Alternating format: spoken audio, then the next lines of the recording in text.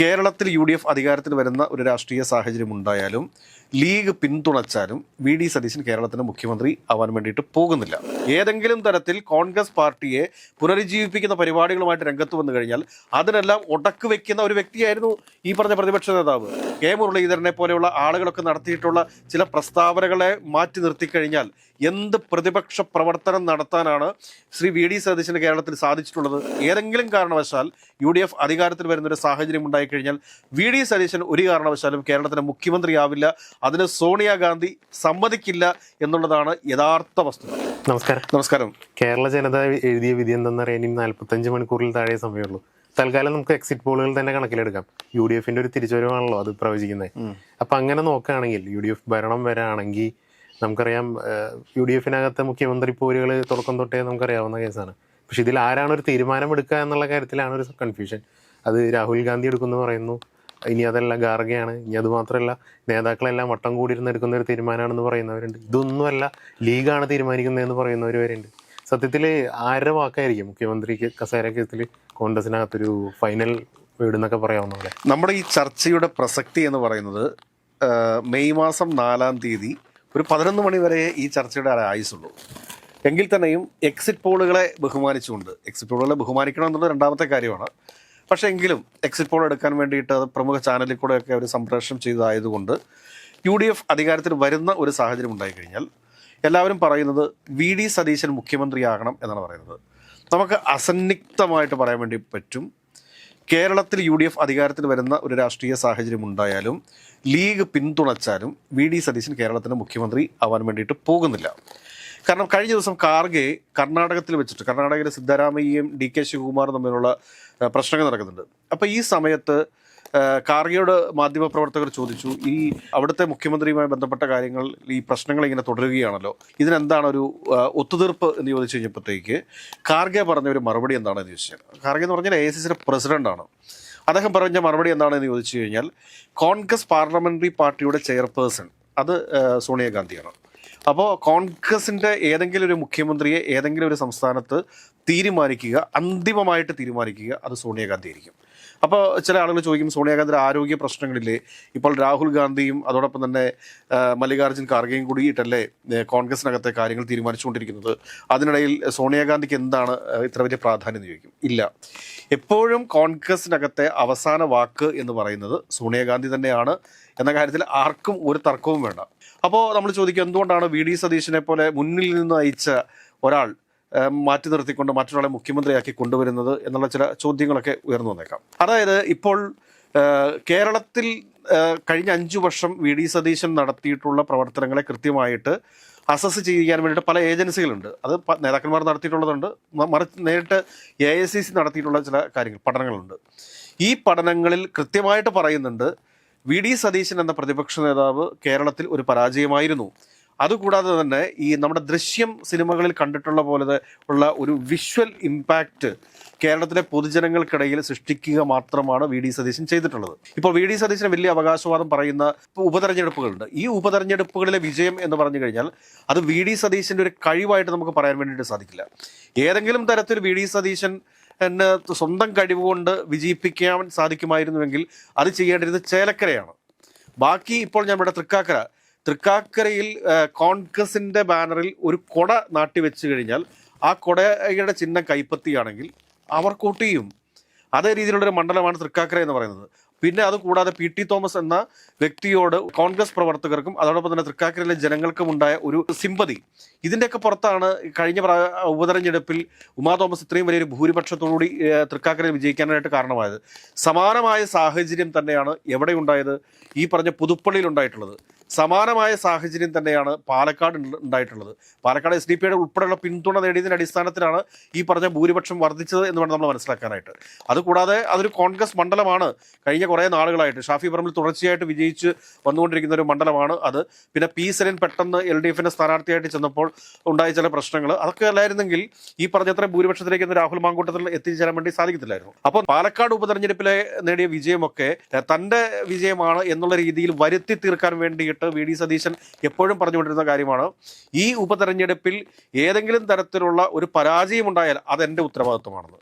ഞാൻ പറയട്ടെ, ഈ പറഞ്ഞ പാലക്കാടും ഈ പറഞ്ഞ തൃക്കാക്കരയിലും ഈ പറഞ്ഞ നമ്മുടെ പുതുപ്പള്ളിയിലുമൊക്കെ സ്വാഭാവികമായിട്ടുള്ള വിജയം ഉണ്ടാകുമെന്ന് അദ്ദേഹത്തിന് ഉറപ്പുള്ളത് കൊണ്ടാണ് അദ്ദേഹം എന്ത് പറഞ്ഞത്, ഈ ഏതെങ്കിലും തരത്തിൽ തോറ്റു കഴിഞ്ഞാൽ അതിന്റെ ഉത്തരവാദിത്തം ഞാൻ ഏറ്റെടുക്കുമെന്ന് പറഞ്ഞത്. അതേസമയം നിലമ്പൂർ നോക്കുക, നിലമ്പൂരും സമാനമായ രീതിയിൽ തന്നെ അദ്ദേഹം പറഞ്ഞു. നിലമ്പൂര് PV അൻവർ മൂന്നാമതൊരാളായിട്ട് മത്സരിക്കുന്ന സമയത്ത് BJPയും അവിടെ സാന്നിധ്യം അറിയിച്ച സമയത്ത് ഇതൊരു സ്വാഭാവിക വിജയം അവിടെ ഉണ്ടാവത്തില്ല ഷാരിഡൻ ഷൗക്കത്തിന്, അത് മനസ്സിലാക്കേണ്ടത്.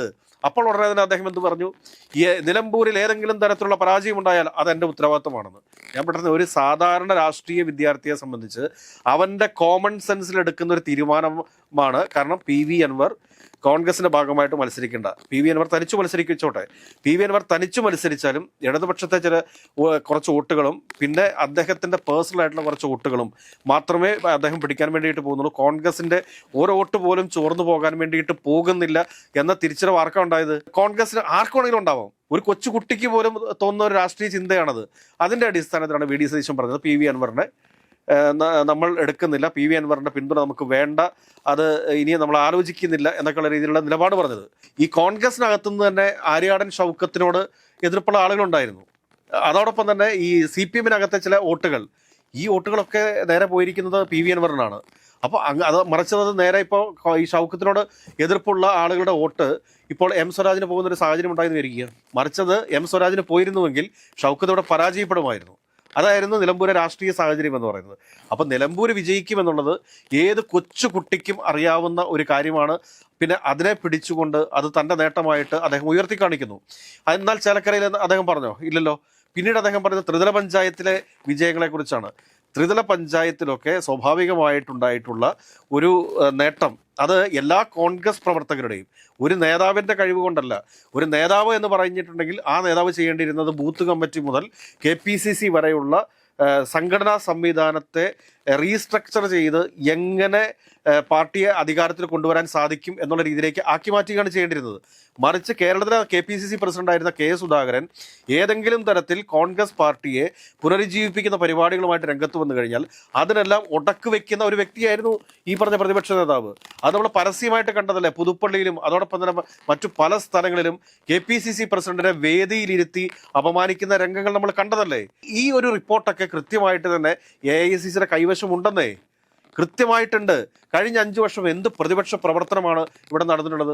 രമേശ് ചെന്നിത്തലയും അതോടൊപ്പം തന്നെ K മുരളീധരനെ പോലെയുള്ള ആളുകളൊക്കെ നടത്തിയിട്ടുള്ള ചില പ്രസ്താവനകളെ മാറ്റി നിർത്തിക്കഴിഞ്ഞാൽ എന്ത് പ്രതിപക്ഷ പ്രവർത്തനം നടത്താനാണ് ശ്രീ VD സതീശന് കേരളത്തിൽ സാധിച്ചിട്ടുള്ളത്? എന്തെങ്കിലും ഒരു ജനകീയ സമരം സംഘടിപ്പിക്കാനോ വിജയിപ്പിക്കാനോ സാധിച്ചിട്ടുണ്ടോ? നിയമസഭയ്ക്കകത്ത് കൊണ്ടുവന്ന അടിയന്തര പ്രമേയങ്ങളുടെ എല്ലാം അവസ്ഥ എന്തായിരുന്നു? ഇത് ചിന്തിക്കണ്ടേ? ഇങ്ങനെ മൊത്തത്തിൽ VD സതീശന് AICC മാർക്ക് ഇടുന്ന സമയത്ത് 10-ൽ വെറും 3-3.5 മാർക്ക് മാത്രമാണ് VD സതീശന് കൊടുക്കാൻ വേണ്ടിയിട്ട് പോകുന്നത്. ഫ്ലക്സ് യുദ്ധത്തിൽ മുന്നിലാണ്. ഫ്ലക്സ് യുദ്ധത്തിൽ മുമ്പിലാണ്, PR വർക്കിന് മുമ്പിലാണ്. ഒന്ന് ആലോചിച്ച് നോക്കിക്കുന്നേ. കോൺഗ്രസിന്റെ വർഷങ്ങളുടെ പാരമ്പര്യമുള്ള, അതല്ലെങ്കിൽ VD സതീശനെയൊക്കെ രാഷ്ട്രീയത്തിൽ കൊണ്ടുവന്ന രമേശ് ചെന്നിത്തലയെയും KC വേണുഗോപാലിനെ പോലെയുള്ള ആളുകളെ PR വർക്കുകാരെ ഉപയോഗിച്ചുകൊണ്ട് അല്ലെങ്കിൽ സോഷ്യൽ മീഡിയ വെട്ടിക്കളികളെ ഉപയോഗിച്ചുകൊണ്ട് തെറി പറയുന്ന രീതിയിലേക്ക് എത്തുക എന്ന് പറഞ്ഞു കഴിഞ്ഞാൽ അവസ്ഥ എന്താണ്? ഒന്ന് ആലോചിച്ച് നോക്കിക്കേ. അതുകൂടാണ്ട് AICCയുടെ മറ്റൊരു വിലയിരുത്തൽ കൂടി പുറത്തേക്ക് വന്നിട്ടുണ്ട്. അതെന്താണ് എന്ന് ചോദിച്ചു കഴിഞ്ഞാൽ 2011-2016 കാലഘട്ടത്തിൽ ഏറ്റവും വലിയ പാർട്ടി വിരുദ്ധ നടപടികൾ സ്വീകരിച്ചിരുന്ന വ്യക്തിയാണ് ഈ പറഞ്ഞ VD സതീശൻ എന്ന് പറയുന്നത്. അതായത് ഒരു ന്യൂനപക്ഷ സർക്കാർ എന്ന് വേണമെങ്കിൽ നമുക്ക് പറയാമായിരുന്നു 2011 ഉമ്മൻചാണ്ടി സർക്കാരിനെ. കാരണം വെറും 71 സീറ്റ് മാത്രം നേടിയിട്ടാണ് ഉമ്മൻചാണ്ടി സർക്കാർ അധികാരത്തിൽ വന്നിട്ടുള്ളത്. അന്ന് പ്രതിപക്ഷ നേതാവ് VS അച്യുതാനന്ദൻ ആയിരുന്നെങ്കിൽ VS അച്യുതാനന്ദൻ പോലും ഉന്നയിക്കാത്ത രീതിയിലുള്ള അത്രയും വലിയ ആരോപണങ്ങളാണ് VD സതീശൻ അന്നത്തെ സംസ്ഥാന സർക്കാരിന് നേരെ ഉന്നയിച്ചിട്ടുള്ളത് എന്നുള്ള കാര്യം സോണിയാഗാന്ധിക്ക് കൃത്യമായ ധാരണയുണ്ട്. പല പ്രാവശ്യം VD സതീശനെ വിളിച്ച് AICC വാർണിംഗ് കൊടുത്തിട്ടുണ്ട്. അതിനുശേഷം ഈ VD സതീശനെ AICCയുടെ സെക്രട്ടറി ആക്കി മാറ്റിയിട്ടുണ്ട്. എന്നിട്ടും VD സതീശൻ തുടർച്ചയായിട്ട് ഉമ്മൻചാണ്ടി സർക്കാർ തീ വെട്ടിക്കൊള്ള നടത്തുകയാണ്, ഉമ്മൻചാണ്ടി സർക്കാർ അതാണ് ഇതാണ് എന്നൊക്കെയുള്ള രീതിയിൽ നിരന്തരമായ വിമർശനങ്ങൾ. കാരണം VD സതീശൻ നടത്തിയിട്ടുള്ള പാർട്ടി വിരുദ്ധ നടപടികളും അതോടൊപ്പം തന്നെ VD സതീശൻ നടത്തിയിട്ടുള്ള പ്രസ്താവനകളുമാണ് 2016 ഉമ്മൻചാണ്ടി സർക്കാരിൻ്റെ തുടർഭരണം തന്നെ ഇല്ലാതാക്കിയത്. അത് മനസ്സിലാക്കണം. അപ്പോൾ ഇതിനെക്കുറിച്ചൊക്കെ കൃത്യമായ ധാരണയുള്ള AICCയെ സംബന്ധിച്ചിട്ട് അല്ലെങ്കിൽ സോണിയാഗാന്ധിയെ സംബന്ധിച്ചിട്ട് സോണിയാഗാന്ധി ഒരു കാരണവശാലും തന്നെ അനുസരിക്കാത്ത ഉമ്മൻചാണ്ടി സർക്കാരിനെ വിമർശിച്ച് സോളാർ സമരത്തെ എന്താ പറയുക വൈകൃതങ്ങൾ കൊണ്ട് നിറച്ച VD സതീശനെ സംബന്ധിച്ചിട്ട് ആ VD സതീശനെ സോണിയാഗാന്ധി ഒരു തരത്തിലും കേരളത്തിൻ്റെ മുഖ്യമന്ത്രിയാക്കി അയക്കില്ല എന്നുള്ളതൊരു യാഥാർത്ഥ്യമാണ്. കാരണം VD സതീശൻ വിചാരിക്കുന്നത് VD സതീശന് കാസർഗോഡ് മുതൽ തിരുവനന്തപുരം വരെ വലിയൊരു ഫാൻ ബേസ് ഉണ്ടെന്നൊക്കെയാണ്. പക്ഷേ യഥാർത്ഥ ഫാൻ ബേസ് ഉള്ള നേതാക്കന്മാർ എന്ന് പറഞ്ഞു കഴിഞ്ഞാൽ അത് K സുധാകരനും രമേശ് ചെന്നിത്തലയും KC വേണുഗോപാലും ഒക്കെയാണ്. അതല്ലാണ്ട് മറിച്ച് VD സതീശൻ ഒരു 50 പേരെ കൂട്ടിയിട്ട് തന്നെ എടുത്തുപൊക്കി വേദിയിൽ കൊണ്ടുപോയി വെച്ച് കഴിഞ്ഞാൽ ഏറ്റവും വലിയ ജനപിന്തുണയുള്ള കോൺഗ്രസ് നേതാവ് ആവത്തില്ല. അല്ലെങ്കിൽ എവിടെയെങ്കിലും ഫ്ലെക്സ് വെച്ച് കഴിഞ്ഞാൽ അല്ലെങ്കിൽ പട നയിച്ചവൻ എന്ത് പടയാണ് നയിച്ചത്? ഈ തെരഞ്ഞെടുപ്പിൽ എന്തെങ്കിലും ഒരു അജണ്ട ഉണ്ടായിരുന്നോ? ഈ തെരഞ്ഞെടുപ്പിൽ കോൺഗ്രസ് പാർട്ടി മുമ്പോട്ട് വെച്ചിരുന്നത് എന്താണ് മുമ്പോട്ട് വെച്ചിരുന്നത്? 2021 പ്രകടന പത്രിക അതേ രീതിയിൽ തന്നെ എടുത്ത് 2026 അവതരിപ്പിച്ചു. അതുകൂടാതെ AICC KC വേണുഗോപാലിൻ്റെ ഒക്കെ നേതൃത്വത്തിൽ പുറത്തു കൊണ്ടുവന്ന 5 ഗ്യാരണ്ടികൾ, ഇന്ദിരാ ഗ്യാരണ്ടി എന്നുള്ള പേരിൽ 5 പദ്ധതികൾ, അതിനെക്കുറിച്ചൊന്നും VD സതീശന് ഒരു അറിവ് പോലും ഇല്ല. മുന്നിൽ നിന്ന് നയിച്ചു എന്ന് പറയുമ്പോഴത്തേക്ക് എന്താണ് നയിച്ചിട്ടുള്ളത്? ഒന്ന് ആലോചിച്ച് നോക്കിക്കേ. KC വേണുഗോപാലൊക്കെ കേരളത്തിൽ എത്ര സ്ഥലത്ത് എത്ര പൊതുയോഗങ്ങളിൽ പങ്കെടുത്തു? രമേശ് ചെന്നിത്തല എത്ര സ്ഥലത്ത് എത്ര പൊതുയോഗങ്ങളിൽ പങ്കെടുത്തു? നമ്മൾ തന്നെ കണ്ടതല്ലേ, പല നിയോജക മണ്ഡലങ്ങളും വിമത ശബ്ദം ഉയർന്നു വന്നപ്പോൾ ആ വിമത ശബ്ദത്തെയൊക്കെ ഇല്ലാതാക്കിയത് ആരാണ്? VD സതീശനാണോ? അല്ല, ഒരിക്കലുമല്ല. KC വേണുഗോപാലാണ് പോയിട്ട് വിജയ് ഇന്ദുചൂടന്റെ കയ്യിൽ തഴുകുമെന്ന് നമ്മൾ കണ്ടതല്ലേ? പുനലൂരിലെ രംഗം നമ്മൾ കണ്ടതല്ലേ? അപ്പോഴൊക്കെ VD സതീശൻ എവിടെയായിരുന്നു? VD സതീശനെ സംബന്ധിച്ചിട്ട് കൊച്ചിയിൽ മുഹമ്മദ് ഷിയാസിനും അതോടൊപ്പം തന്നെ പൊന്നാനിയിൽ നൗഷാദിലേക്കും സീറ്റ് മേടിച്ചു കൊടുക്കുക എന്നതിനപ്പുറത്തേക്ക് ഒരു പടയും VD സതീശൻ ഇപ്രാവശ്യം UDFന്റെ മുമ്പിൽ നിന്ന് നയിച്ചിട്ടില്ല എന്നുള്ളതാണ് സത്യം. VD സതീശൻ നടത്തിയിട്ടുള്ളത് പത്രസമ്മേളനങ്ങളിലൂടെ ഉള്ള പ്രതിപക്ഷ പ്രവർത്തനമായിരുന്നു. ആ പ്രതിപക്ഷ പ്രവർത്തനത്തെ കേരളം തള്ളിക്കളയും എന്ന കാര്യത്തിൽ ഒരു സംശയവും വേണ്ട. ഏതൊക്കെയാലും മുഖ്യമന്ത്രിയായിട്ട് ഏതെങ്കിലും കാരണവശാൽ UDF അധികാരത്തിൽ വരുന്നൊരു സാഹചര്യം ഉണ്ടായിക്കഴിഞ്ഞാൽ VD സതീശൻ ഒരു കാരണവശാലും കേരളത്തിൻ്റെ മുഖ്യമന്ത്രിയാവില്ല. അതിന് സോണിയാഗാന്ധി സമ്മതിക്കില്ല എന്നുള്ളതാണ് യഥാർത്ഥ വസ്തുത.